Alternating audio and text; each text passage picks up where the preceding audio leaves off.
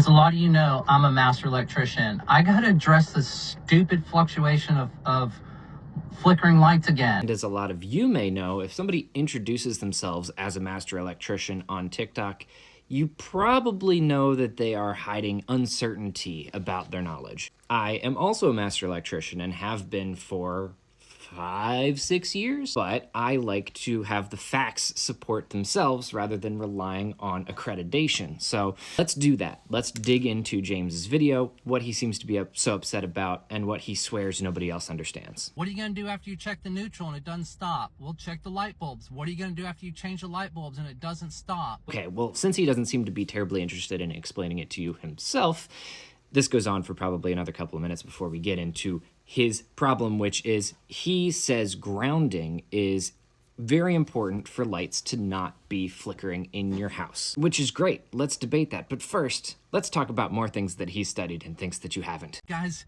live in this little bitty world, just won't study. I know electrical engineers, so many scientists and nuclear physicists have done work for nuclear physics. I know what I'm talking about. He knows what he's talking about. Source, nuclear physicist. Keep saying a ground rod is not going to make the light, a lack of ground rod is not going to make the lights flicker.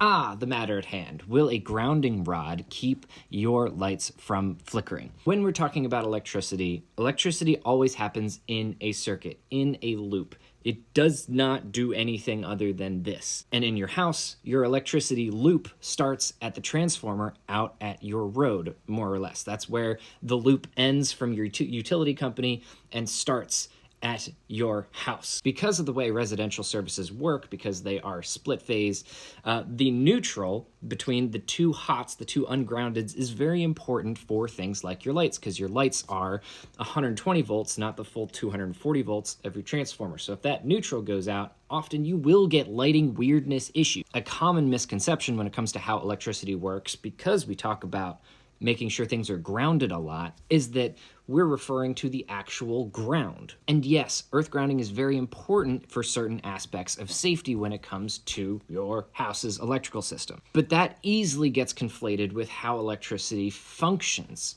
Electricity does not seek a path to ground. Lightning seeks a path to ground because it deals with the electrons that are rubbing around in the atmosphere between the clouds and the earth.